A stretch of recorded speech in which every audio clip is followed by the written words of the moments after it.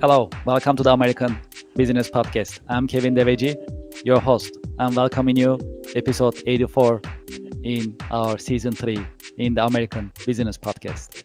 American Business Podcast is the voice of American business. In each American Business Podcast episode, we learn something new. It's an educational, informative business podcast coming to you live from New York City. We have a great guest today, and we'll get the conversation started. We'll learn about some insights about AI, securities, investment markets, as well as the technology that's being used in business nowadays. Let's invite our guest to the virtual stage, and let's get the conversation started. Hello, Matt. Welcome to the podcast. Hey, Kevin. How are you? Thank you for having me. Thank you very much. How are you? How is your week going so far?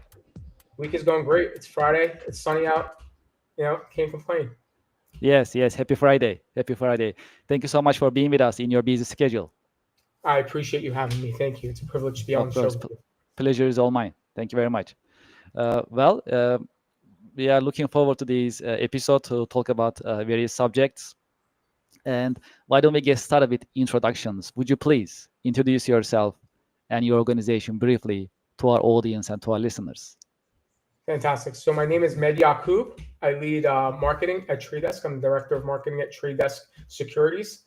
We are a retail brokerage firm that is mobile first. And we've got some exciting features that we're just recently rolled out, and I'm excited to talk about them with you and the audience and tell you a little bit about what we have going on and all the exciting things that are happening. Yeah, that sounds great. I appreciate it. Well, let's talk about your career path a little bit. How did you get started? How your career path has evolved over the years? Wow. So I went to college at Arizona State University. I made the big move. I grew up on Long Island, and it's rare that a New York boy goes across the country to the desert. And I won't age myself. I will. We're talking 1996, right? This is when Arizona was still desert, and not so much anymore. But yeah, I made the journey out to Arizona, and it was probably one of the best things I've ever done in my life. Removing myself, always growing up in New York, I removed myself from here. And it challenged me to see and experience new people from different parts of the country, and break bread, and a little bit took away my New York accent. But yeah, I think it was one of the greatest things for me to kind of go outside of that. So when I did graduate from Arizona, I came back to New York, and I knew I wanted to be in advertising. And I think back then it was 2000, and really the only platforms that were available were linear TV or radio, right? It was just like right about at the end of the .com boom, and there was just a little some people that were still hanging on. And I received my first role. I got my first job offer at McCann Erickson to work on the Wendy's campaign. And I'll recall right now, my offer was $23,000 a year. And this is in 2000. And it doesn't seem that, but it was 25 years ago. And I heard 2000. I'm like, how am I going to live on $23,000? How am I going to go to the bar on $23,000? Good point. And at the same time, I received an offer maybe like days later from About.com. I don't know if you remember About.com. Yes. And I ended up taking the role at About.com for $36,000. And at that point, it was a no-brainer. So I was immediately dropped into digital marketing. Although I wanted to go to an advertising agency because of the sexiness aspect of what you think about, cash is king, right? Um, Yep. Yep. so I started my career at about.com, and it really was a great time to be there and learn about the digital marketing at the time. I was at about for maybe about a year, maybe about a year and a half, and I went back to linear TV, but I ended up back at I ended up at CNN, and at CNN, I worked on the ad side, on the ad operations side here in New York, and unfortunately, I was there during 9/11, and ultimately lost my job during 9/11. Everything was kind of preempted. As I evolved throughout my career, um, I had a few stints at agencies, and ultimately, I made my way into working on the brand side. Um, I had some time in health grades on the health side, on the healthcare side. I ran the NFL credit card at Barclays for some time, and here I am now, post COVID, uh, at a trade desk, um, and I couldn't be happier where I am. I've had some, during my life and milestones, uh, such as life. I got a divorce. I have a beautiful 12-year-old daughter who's going to be 13 in Jesus in 5 days. She's going to be 13 Amazing. in 5 days. It's crazy. Yes. Yes. Congratulations Uh, in advance. Thank you. I don't know. I'm worried. I'm worried. 13. Yep. Um, They are growing up. and so, I got a divorce, and after the divorce, now you become a single income household. Um, and when I was really looking at what my next role was going to be or where I wanted to be, I actually went back to school also. So I got my degree. Sorry, I'll kind of take a step back. I went to school for sociology. I got a bachelor's of science in sociology from Arizona State, and I recently went back between 2000. I went back in summer of 2024, January of 2024. I went back to college online, and I got a second degree in digital audiences from Arizona State also, to kind of give me some formal education to my marketing or digital marketing, if you will. Of course. Um, so when I was looking at it, my next move, I had to rebuild my life after my divorce. And I was thinking about, how do I make an impact? Right? I've always been in marketing or advertising. You're always working for big brands. Like, at the end of the day, you're not really making that great of an impact. And I thought about different career paths. I even thought about changing my career path, maybe going into teaching or nursing, or something that served this, had some social services aspect into it.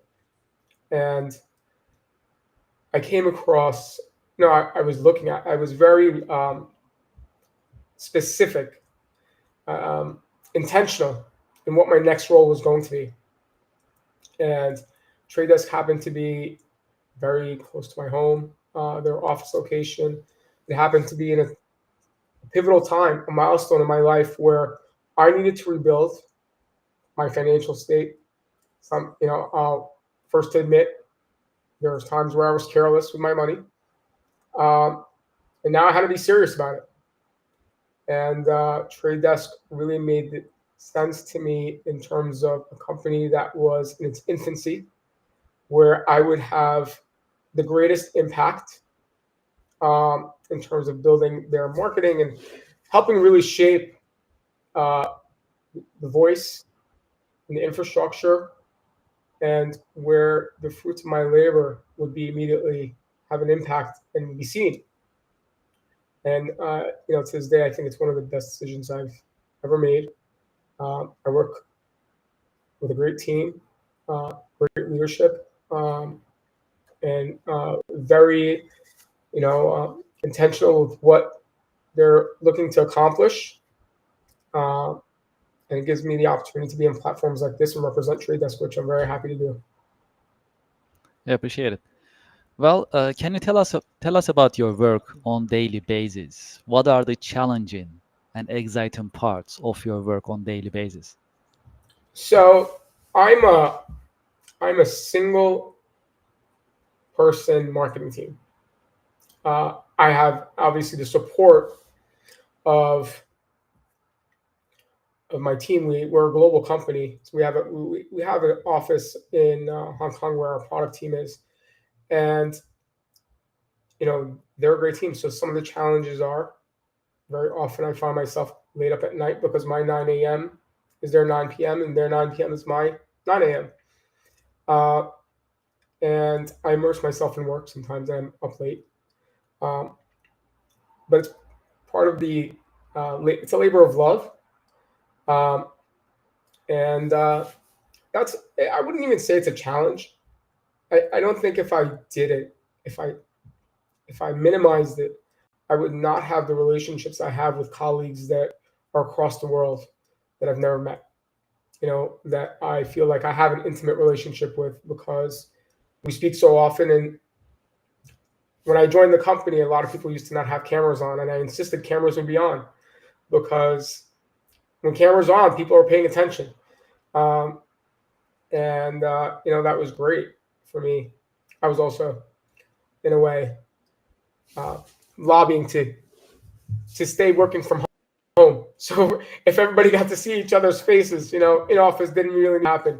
So it was self-serving at the same time, and I'll admit to that. Day to day for me, um, because I manage everything. It starts with looking at different medias where we could potentially get some earned media um, in different publications as thought leaders. Um, we're a new company, so a fairly new company here in the United States. So I look at initiatives that are not going to only have immediate return or direct response, immediate return on investment in terms of bringing it in. We have to build a foundation in terms of authoritativeship and SEO and deep linking. Um, so I look at how we can how we can put our leadership or myself in positions to win uh, in terms of being thought leaders, driving education to our users. And so that's one part of my day. A big part of the day is looking at our paid ads. Um, we do run paid ads, whether they're Google ads or other ads or managing an affiliate campaign or different partners. We have a great partner, who's our creative partner, and I will certainly call them out, Design Guru. They're in London. They've been a great partner to us for our creative services. And for them, working with them is great because they are 6 hours ahead. So if I put something in at the end of the day, I know when I get up in the morning that creative is going to be done for me, or at least I'm going to have a first pass at it, which I love working with other global companies.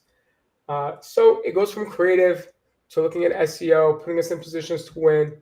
Um, I write some of our blogs. We talk about positioning and also look at new features, whether it's also putting together life cycle campaigns and understanding what the market looks like. So I touch every single point, every single medium or platform across the board. I work with compliance directly. Everything has to go through compliance and be checked off and then be filed with FINRA. So there's a whole lot of different components working with product. I work with product cross-functionally. I work with compliance cross-functionally. I work with operations cross-functionally. And of course, I'm the head on the chopping block when numbers don't hit. So sometimes it feels like a heavy load, but when things work and you put together a campaign, you put together an initiative, and we've been working on an initiative for a while with our product team. And I have to really talk about our product team. Our product team is insane. They put out a new app every single Monday. Every Monday, there's a new version of our app. And it speaks volumes to the commitment that our team has in terms of hearing the customer voice, making modifications and improvements to continue driving the best experience possible for all of our users. So, I just wanted to highlight our team there. So that's what a day looks like for me. Busy, but the most rewarding thing for me is when things work, that really you get that rush of dopamine that you're like, it's like you finished a marathon and you won a gold medal, right? There's nothing replacing that. And that's, True. it's a labor of love. And so that's where it's also very personal for me. Uh, you know, I've been with the company since its infancy, so I'm heavily, personally, and emotionally vested in the success of the company. I'd like to shift our conversation towards AI. Especially, it's a popular subject. We all talk about AI from different angles, depends on the industry or the practice. So, from your point of view and from your industry's point of view, how do you see the impact of AI in business? So we can talk about a few things. Um, and I actually was talking to some peers yesterday. So I'm going to be moderating a panel at the Digital Marketing for Financial Services in New York at the Hilton, November 6th and November 7th. So I'll be on a panelist on one panel and a moderator on the other. And the biggest thing that we talked about in terms of preparing for that panel was one of my peers, Andrew from Chartis, highlighted what we're calling the black funnel, right? And that black funnel is how users are coming in through AI and ChatGPT or Gemini or whatever chatbot they're using. There's no transparency from the platforms on clicks, impressions, or what you would normally see in a Google Analytics or Google Search Console, or you'd see in your AdWords account or Bing account, right? So it becomes you have to we're all figuring it out together. And that's what we're trying to talk about. Like, what do we look at? How do we make that shift? Because all of that information now that they would normally get or click through into your site from the SERP page, from the search engine results page, they're not clicking through because that information or content is being extracted from your site and being displayed in their ecosystem. So you lose track of time on site, you lose track of clicks, you lose track of page views, you lose track of everything. And some of the things that are concerning also is because we're a very compliance heavy industry or vertical, some things could be taken out of context. And our disclosures, they could take, snippets of our content and not take our disclosures at the footer, right? Where does that leave us? And are we at an impact, or what is our exposure when, we have to answer to FINRA? And so those are some of the challenges that we deal with right now. And so that's a big talking point for us. And I think it's about being ready, right? And putting things in perspective of being able to look at it and say, okay, well, is it raising my brand search, right? With nothing else, where are you going to see it? Your brand search or direct traffic is where you're going to see it. Putting in the proxy, right? Given all things flat, right? That's where you'll see the impact, direct traffic or brand search. And actually, eMarketer just put out an article today that Google Ads is now representing their ads in Gemini. and you don't have to opt in. So it could swap. Your ads could be served in the SERP page, or it could be served in Gemini. You just don't know, and it is not being compartmentalized or broken out. So there is, where we always thought we were going to be, where there's more transparency. Now there's a little bit of lack of transparency. And even as we get into privacy issues, there's going to be less. And it makes a point for, you now cannot look at just direct response, right? You have to look at building your brand equity as well.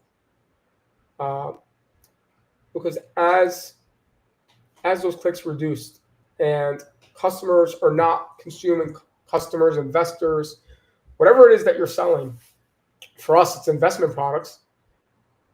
If customers or investors are now consuming that information on a third party's website, right, you have to get used to that. And so if they're not taking it from your website, you have to build a little bit of brand equity, or start using verbiage that is consistent across, paid, owned and earned media, so that it can be identified as your own. See the keywords to use words, or like, for instance, like hashtags, but in a keyword state, and seeing that. But it's something that marketers are figuring out. And jokingly, I said to my colleagues when we were prepping, I said, I guess we're going primitive. And, it was echoed in the meeting that, yeah, we do, right? Because we're still all trying to figure this out. It's primitive. It's kind of like when you learn something, it's always hard. It's always harder at first, and then before it's easy, right? And so we're at the hard part right now. Yes. And the biggest challenge to us is not trying to make it easy, but just being prepared for it. And I think that's where we're looking at right now, even as an organization for us. I rely personally. I'm a heavy AI user. I depend on it in my day-to-day work. I'm a single member marketing team that is supported by agencies and a global product team that's overseas. So, I take advantage of every tool out there that is going to,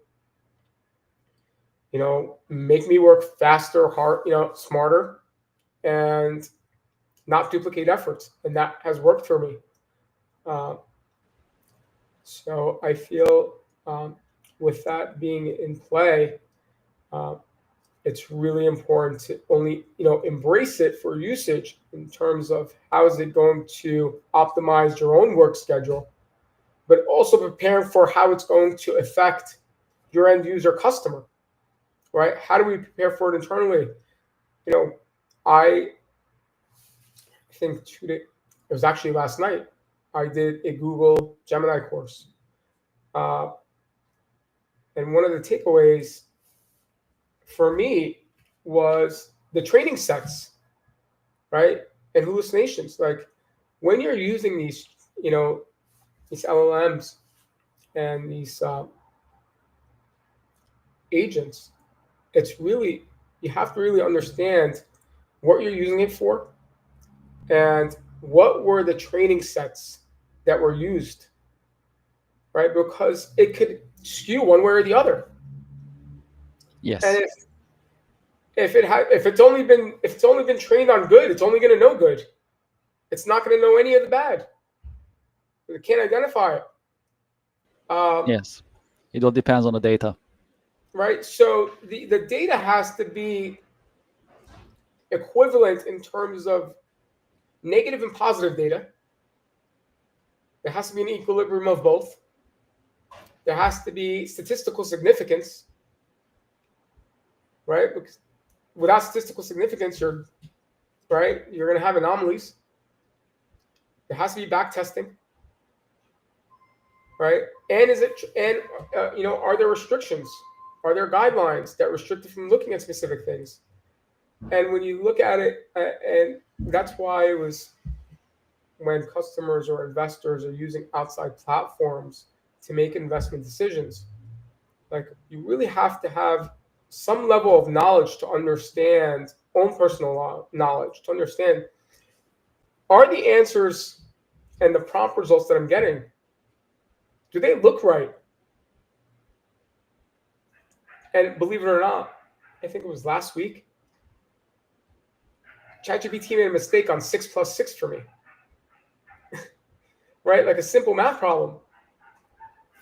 So, I have to call out a lot of the general public when they say, AI is going to take my job. No, AI is not going to take your job. You're going to have to know your job really well to be able to police AI, right? You're going to have to know all of these things and best practices and what the output should look like in order for it to be effective. Otherwise, you're not going to know. Like, there's no way of identifying bad data, hallucinations, or just plain gibberish. True. I tell I literally tell the ChatGPT sometimes, I'm like, you need to go to bed. You're tired because you're making no sense to me. Yes. So I think that's all. It's important for us as workers and as a marketer to depend on it to make us, optimize effective work. But also we have to think about how do we mitigate potential harm? How do we mitigate governance? How do we mitigate compliance? Right? There's a lot at risk. True. How do we maintain brand integrity, our own brand integrity, when our content is being pulled from different platforms?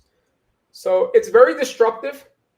To me, it's been disruptive in a good way, but it's going to be disruptive for a lot of the marketers out there. And one thing that people don't realize is that people are going to consume less content. They're going to be going to less websites. They're going to be going to less platforms. They're going to rely on a single screen. Right now, we talk about a single screen being your mobile screen. It's going to be a single screen, single platform. And so your inventory for ad space gets a lot smaller. You're no longer going to have 20, 30 different publishers that you can run across or 5 different searches. It's all one window, and that user stays in that one window. So back to the point of building brand equity is important, and grounding the voice of the firm with trustworthy, compliant verbiage and content that empowers the users, for us investors. And I think that's where that's where we'll win, because we've made it a priority. And I'll actually kind of segue.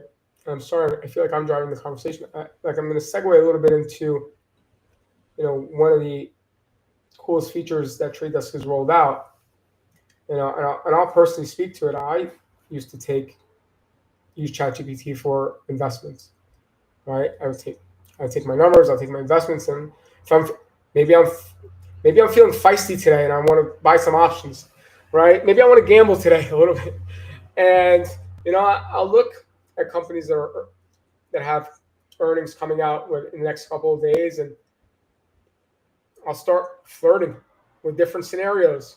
And I use ChatGPT obviously to help model and guide that conversation. And that kind of leads me into Trade Desk and what we've recently rolled out. So we've recently rolled out Prism, which is our integrated in-platform chatbot that is FINRA compliant, but gives you everything that you need, that you don't have to jump from screen to screen. And that echoes what I said before about going to single screen. It's happening now in a compliant vertical, in a compliant heavy vertical. And so we're very excited about that. And we're excited about all the things you can do. You can ask it, and this is obviously not investment advice, but if you're looking into Tesla, can you look at Tesla and compare it and give me how it looks in terms of fundamentals against its competitors? And immediately you'll get the results, right? Can you give me this powerful, very powerful, yes. Very powerful, just as powerful. The only thing that differentiates Prism, powered by Trade Desk, and a ChatGPT or a generalized chat is that we don't give investment advice. Right? We have to stay compliant. It's not investment advice. We'll give you true, accurate facts. We will make sure that you're an informed investor and that you are educated and you have all of the knowledge to make financially sound investments based on your own intelligence and the data that's there, the call outs that are being made. Obviously, we don't give investment advice, and maybe in the future, but it requires obviously a registered financial advisor, which is what some companies do in terms of a robo-advisor. Some people have the appetite for that, but everybody right now has the craving to use what we'll call as natural language conversation. And for us, I think it's a very pivotal milestone for investors. Historically, one of the biggest challenges that new investors have is intimidation, right? And I have to learn so much. And I always tell, when I describe to people my role and our challenge as in my position right now, when I was running the credit card business at Barclays for the NFL credit card, a lot of the same similarities with a brokerage firm. However, we're asking, on the credit card side, you're asking for KYC. KYC is know your customer, or what we may call PPI, personal identifying information. Social security number, birthday, all the things that you need to kind of, are they credit worthy, and can I use that information to report to them to the IRS for taxation on capital gains at the end of the year? And with a credit card, yes, you're filling in that information, but after you fill in that information, the credit card issuer gives you $10,000. On the investment banking, on the retail investment side, we're asking the customers to give us their $10,000.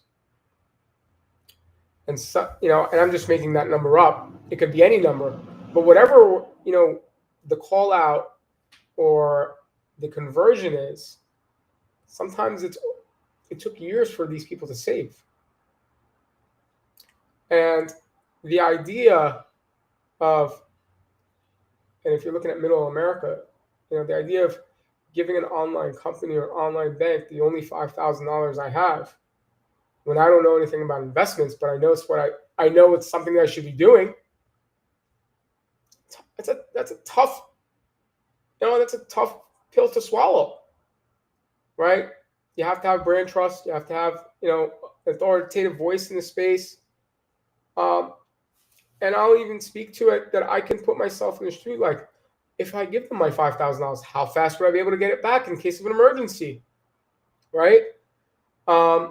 And so those are some of the challenges with a full conversion funnel with investments, right?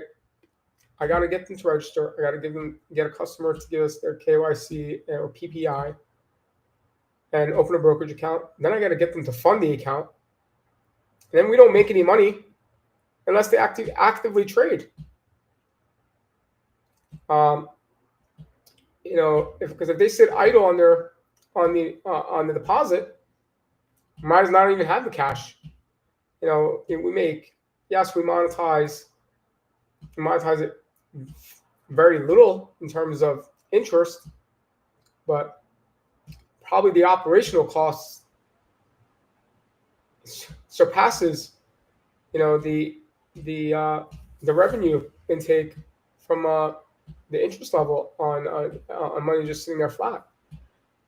So I like to call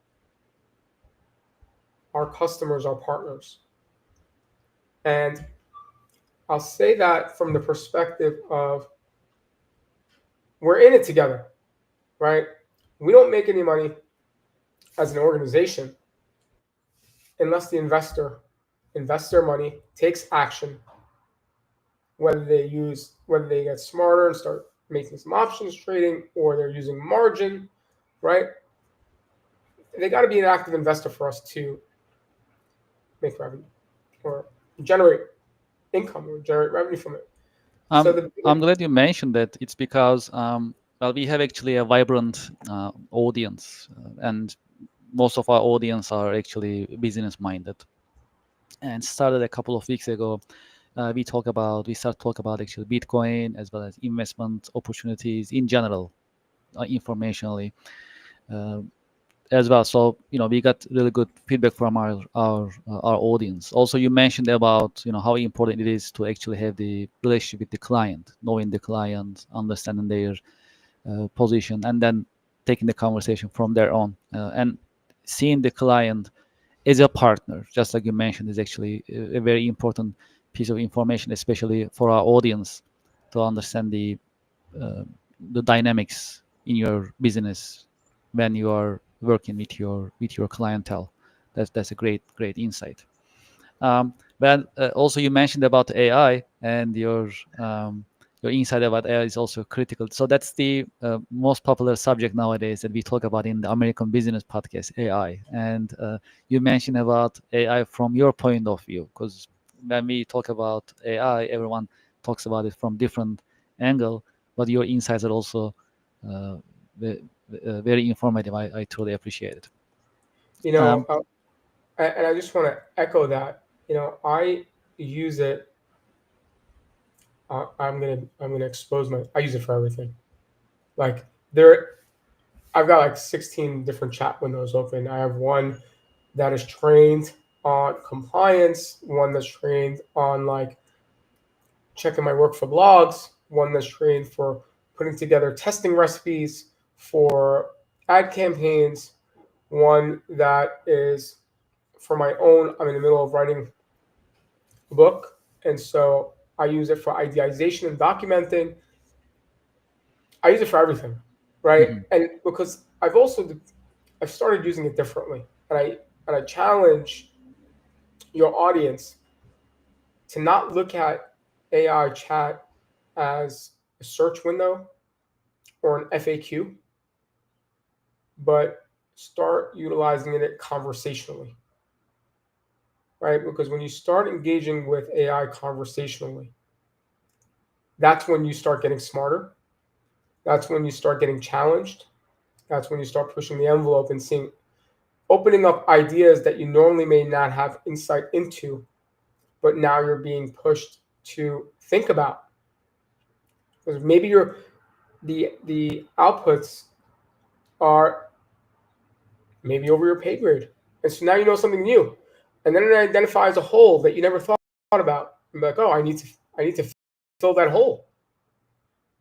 And so for me, that when I shifted my usage from treating it like a search window or an FAQ, or kind of like a typical just customer service chat window, right, to more of an engaged conversation, that's when I started winning on professionally. That's when I started winning personally and applying it to other areas in my life. So I challenge your audience to do that, and thank you for framing it in that perspective. Absolutely. Well, can you tell us about your role models? Have you had any role models and or mentors in your career that you can share with us? So I there's one standout uh, manager supervisor that I worked for at an agency, Rosetta. At the time I was in pharmaceutical um, marketing, and this gentleman, uh, thought leader in marketing, in digital marketing, and led by example. He wasn't he wasn't the type of leader that was a dictator. He led by example. He led by example.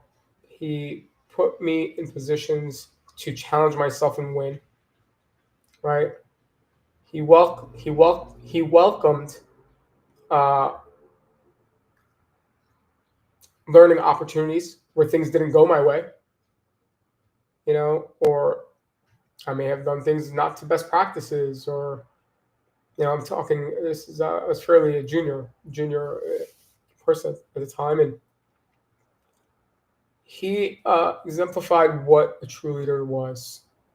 Uh, and now when I think about it, it was kind of before the Gary V days, right? Before Gary V was like all over, and Gary V right now echoes everywhere. I work for my employees. I'm here to support them. My mentor, I'll look at him. I'll say he's not really a mentor, but I look at him as a mentor because he left an everlasting footprint from his leadership on me. Um, he always echoed, I'm here to support you. What can I do to support you better?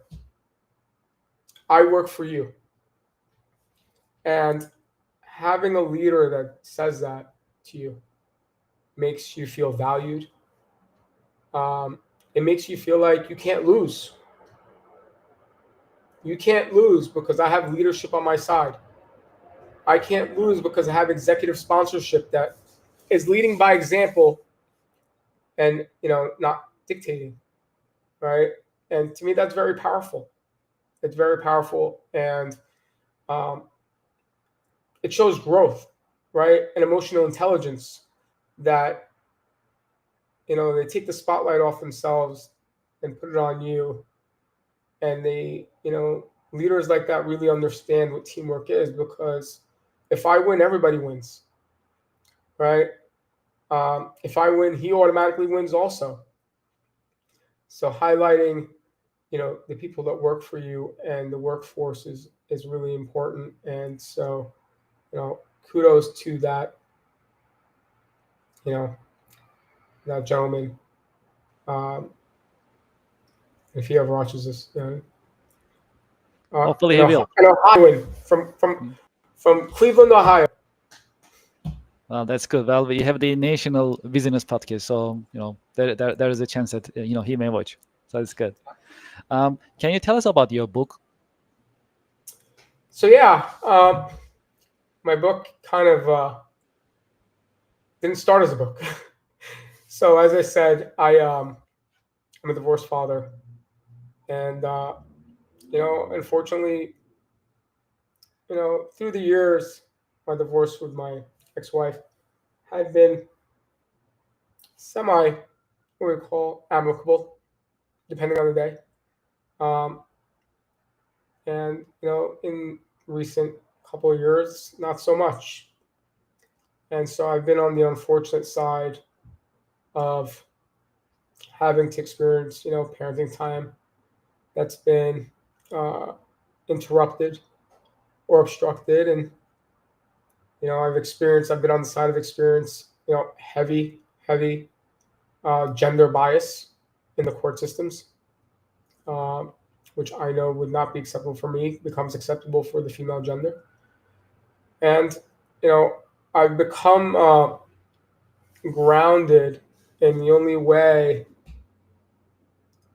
that the only way that you get a platform or a voice is documentation, right? So, documentation for me, and it's funny when you're documenting in court, you're documenting very little specifics, evidence-based, right? Can't be an emotional pour out of how you felt that day, right? Or how painful it was, because it's not grounded in evidence. Just like saying I love the way my ad it shows on screen. Yeah, but it's not grounded in data, right? It's kind of the same exact thing. It's stripped down to a bare minimum so that when you even look at it, it doesn't even look that impactful, right? Because there's no framing. And as I kind of navigated that world as now, single dad when my daughter's not here, I've taken my voice to paper, and started building a narrative of like, how can my voice eventually drive systematic change? How can I identify patterns of things that are happening and identify them, right? So another father doesn't have to go through what I'm going through. And I recently, I think earlier when we were talking, I was doing my daily scrolls on Instagram, and I came across, I think it was Mel Robbins, and she had a guest on, and this guest was talking about that every person at some capacity in their life experiences either a trauma or some sort of adversity that they have to overcome. And the call out in the message was, you cannot let that trauma or adversity take more out of you than you get out of it, right? And it sounds weird, but in a positive way, right? In a positive spin. I've had some difficult days. And through those difficult days, I never thought 3 years later I would be on this other side, working at a great broker dealer with great leadership, and supported and put in positions to win, right? It built my character, right? It made me face things I didn't think I was going to face. It, put me in position to be, if I thought I was emotionally intelligent before, I'm 10x it now, right? And emotionally grounded, right? And thinking like, things aren't so bad because things could be worse, right? And so you start getting grounded. And I think the message of whatever trauma or things or obstacle that you go through life, whether professionally or personally, you have to get more positive out of it than the negative it took out of you, right? For me, it's documenting it, trying to become an advocate, right? To call out and help potentially, advocate enough to, identify areas that need change systematically, right? I'm hoping my book, I've documented a lot. I'm pretty positive my book is going to be on a shelf somewhere. And even if it touches 20 hands, right? Those 20 hands are 20 hands that weren't there to help me. And so I look at that as I'm getting more positive out of it than the negative it took out of me, because I'm finding a platform or a way to give back in a positive way, even though it was negative affected me, right? And so that's, I would not have spoken like that 3 years ago. And so that's the shift also, right? That's the shift also of understanding your limitations, understanding where your growth is, what you can and what you can't do, right? And how to respond to things effectively and in a way that keeps your dignity in place. Absolutely. And when you publish your book, when it's on the shelves, please let us know so we can also share Absolutely. the news with our audience, with our listeners and viewers. Well, before we end our podcast, we have an important question that we like to ask you because you have decades of professional experience. Do you have any career advice for the next generation professionals? It's career advice that I'm not taking. I'm going to give career advice that I'm not taking right now. So the career advice that I would give is don't get too invested in a firm um, because you're very disposable. And I'll give you some context regarding that. I worked at a healthcare company for a little bit over a year and a half, and I was traveling to Madison, Wisconsin every week, and I became very vested in my role as a VP of multi-channel marketing, and I was very opinionated on how things were going to go because I was brought in as the digital thought leader. Overnight, a digital agency was purchased, and overnight, so was my job. And I, instead of aligning with decision makers that didn't know um, the digital landscape, right?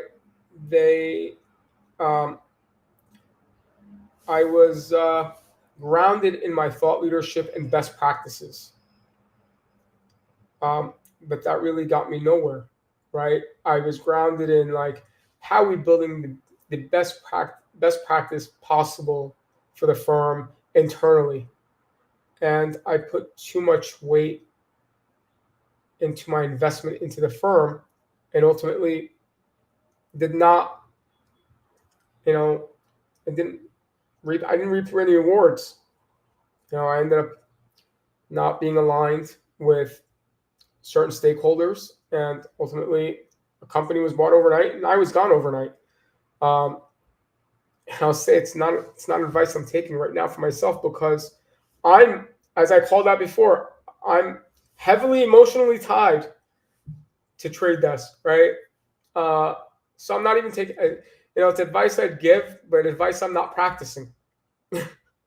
I um, see. Okay. Clearly. Well, Um, yeah, please go on. but I'm also an emotional person, right? So for me, the emotional tie to things is what drives me, right? That's my key driver is emotions, and feeling a part of something, right? I think we all want to feel a part of something. So when you feel a part of something and you feel like you put a lot into it, right? Watching your baby grow, watching the fruits of your labor, sometimes it's hard to let go. Uh, but it's like your child, like my daughter's going to be, I guess she's going to be 13 in 5 days. I love watching her grow. I would never give up any of those days. I would never give any of those days of watching the milestones for Trade Desk either. Um, so it's a labor of love. Sometimes we don't practice what we preach, but that is what life is, right? Without there, there is no sunshine without rain. That's true. Well, for those among our audience, for those who like to be in touch with you, continue this conversation, what is the best way to be in touch with you that you Yeah, can absolutely. share? So first, I want to call out that like I said before, we recently rolled out Prism, which is our integrated chatbot that is on a Trade Desk site. Um, and so I would advocate, and I just want to drive home, that's been the biggest thing for us because it takes away the intimidation factor for new investors. You've got somebody holding your hand and really guiding you in trades. So we've got some great offers right now. Uh, we've got fractional shares. When you sign up, you're going to get fractional shares that could be worth up to $5,000. Right now, we have a promo also where option trading is no contract fees, no commissions. So if you're an options trader, come to Trade Desk, and it's Trade Desk, TRADESK.co. And if you're an options trader, take advantage of that because our competitors are charging you contract fees and commission. Yeah, We're not. And take advantage of the AI of Prism. The best way to reach me is on LinkedIn. So it is linkedin.com/in/med, MEDYACOUB. And I'm fairly active there and respondent.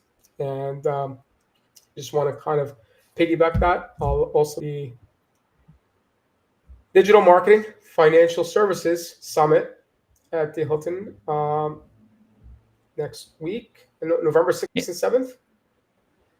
yes, in the city, And right? Kevin, In New I York invite City. you to come and meet me in person. Yeah, I love to join you. Thank you for the invitation. So yeah, I'll be happy to see you in person as well, and that's a great invitation. Very gracious of you. Perfect. I'll be happy to be there. Thank you so much for the invitation. Excellent. And also, anyone from your team, we also have a networking event. We call it the Connection America. It happens on our podcast. So anyone who like to join from your team, we also welcome it. Also, I like to share this to our audience as well. We have this monthly business networking event that's online, and we stream it on these podcasts live. So we also welcome anyone from your team as well if anyone like to join and talk more Excellent. about the trade desk and benefits of working with trade desk. We definitely welcome it. Matt, thank you so much for being with us in your busy schedule. It was very informative and educational podcast episode. And thank you for sharing your professional wisdom and insights with us. And I wish you a Thank you great for giving me the weekend. platform. Of Thank you course, so much. Thank you for giving me the platform to do that. pleasure is all mine. And I wish you a great weekend. And we'll be in touch at the summit. Thank you so much again for the Absolutely. invitation. Absolutely. Thank you. Thank Okay, you, bye guys. now. Thank you so much. See Have a you. good weekend. Thanks. Well, to our audience and to our listeners, thank you so much for listening. The American Business Podcast. Well, in each the American Business Podcast episode, we bring you content that's informative, educational, and as I always say, you learn at least something new, at least one thing that you really pick up. But this episode was full of information and insights. I'm sure you learn more than just one thing in this particular episode, and I hope you enjoyed it. I personally enjoyed it. It was actually very informative for me as well. Okay, what else is happening? The Connectional America Business Networking event, as I mentioned earlier. The next one that is scheduled for October 24th. We put together this business networking event every month. That's a monthly event. And what is different about it is that we actually stream it live on the American Business Podcast. So you meet with other business professionals on this event, and at the same time you are live on the American Business Podcast. So thousands of business-minded the American Business Podcast audience, viewers, and listeners, they'll be also listening and learning about your business, your products, services, your company, and the benefits of your services and products as well. So that's a great opportunity for you to introduce yourself, your company, your products, and also meet with other business professionals on these events. So I like to invite you. If you scan this QR code that I have on the screen, it'll take you to a registration page that you can put your information in and you can join us. I hope you can make it as for October 24th, 10 a.m. Eastern. So it is coming up. It's actually for next Friday, and hope you can make it and you can join us. We have limited seating for those who like to join, and the sooner that you register is better. Recently, we started our membership program, the American Business Podcast membership program. If you haven't done so, please scan this QR code and join us. We have different membership programs that you can be part of based on your choice and how you like to support the American Business Podcast and our team. And the goal is that we like to, as as a token of appreciation, we also put together certain benefits for each membership program or the membership type. So whichever you sign up for, there are various benefits that you can see in addition to supporting the American Business Podcast. Please scan this QR code and it'll take you to the membership page.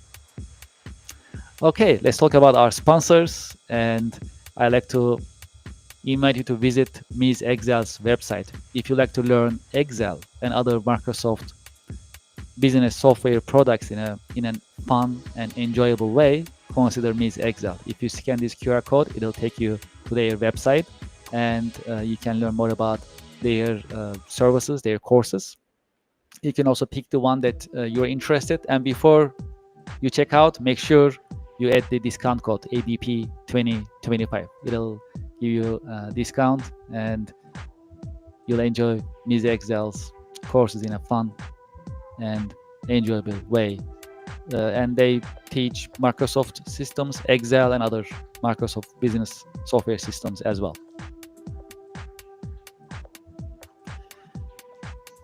If you're in the market for an ERP system, ERP stands for Enterprise Resource Planning. It's an accounting system supported by other advanced business tools for you to be more productive and more competitive in your market. Consider iTech Inc. iTech is specialized in SAP ERP systems as well as Oracle ERP, and they offer implementation and support services. If you scan this QR code, it'll take you to their website. You can learn more about their implementation and configuration services for the ERP systems I mentioned, SAP and Oracle, and you can be in touch with them. If you get in touch with them, make sure you heard about them from the American Business Podcast, so they'll know. If you're in the market for an VPN system, consider IPVANISH VPN. I use IPVANISH as well. That's a solid VPN software system. When you scan this QR code, it'll take you to their website. You can learn more about their offering, their VPN technology, and you can sign up for the VPN service that they offer. Great. Well, that's all for this episode. Thank you so much for listening to the American Business Podcast. The American Business Podcast is the voice of American business. I'm looking forward to seeing you in the next episode of the American Business Podcast. Thank you very much and have a great day.